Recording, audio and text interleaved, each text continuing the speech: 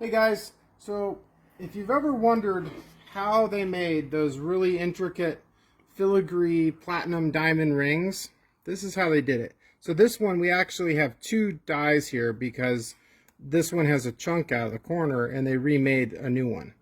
So we have a secondary die. So the first step is this. This is the blanking die. Notice it says blanking. And what this does, these fit together just perfectly. And, I mean, look at that. Somebody hand filed this. There's no gaps. So this is done by hand.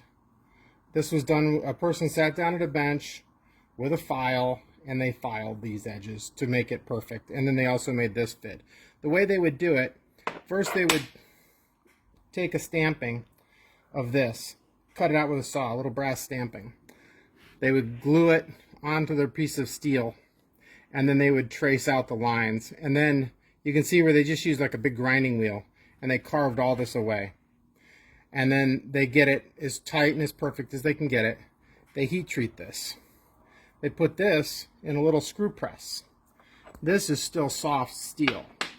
And they just go bump, just crash it right into it. You know, gently, and it'll leave an impression. Then they would go in with a drill and a saw and little files, and they would cut all that area out. Then they'd come back with this and punch it again. And that would kind of clear the whole area out. And then you can see where they went in with a ball burr and a hand tools and just cleaned out the back of this. And then this would go to the heat treater, and it'd be surface ground.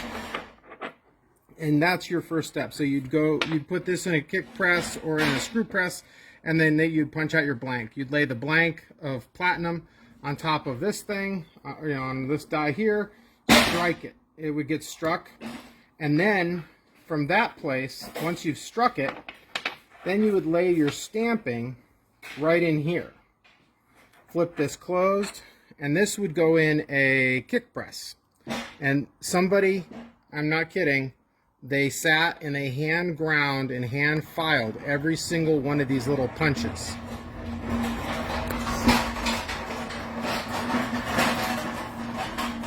And they repeated that same process that you saw over here, but in very small.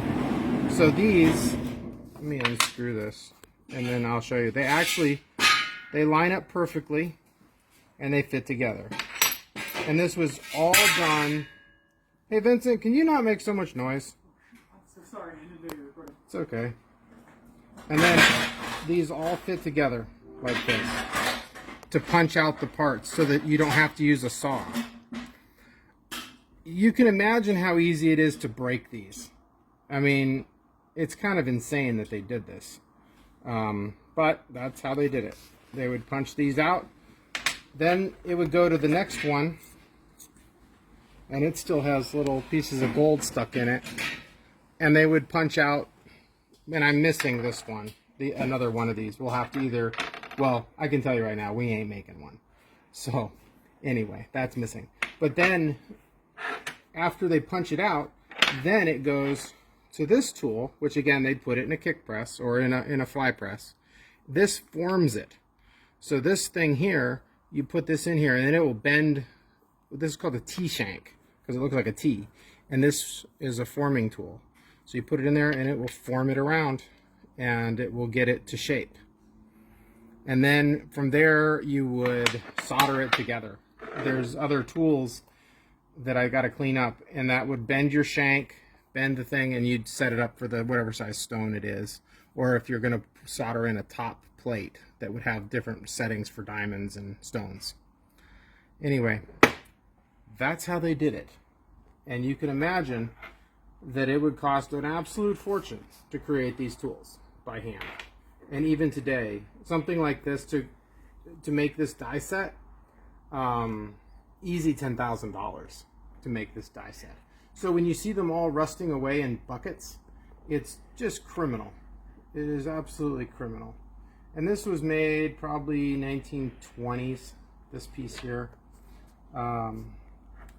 But we were able to clean it up pretty good, and so it's usable and it's ready to go. And we will I'll make some rings out of it. I'll show you guys how we do it. Thanks for watching.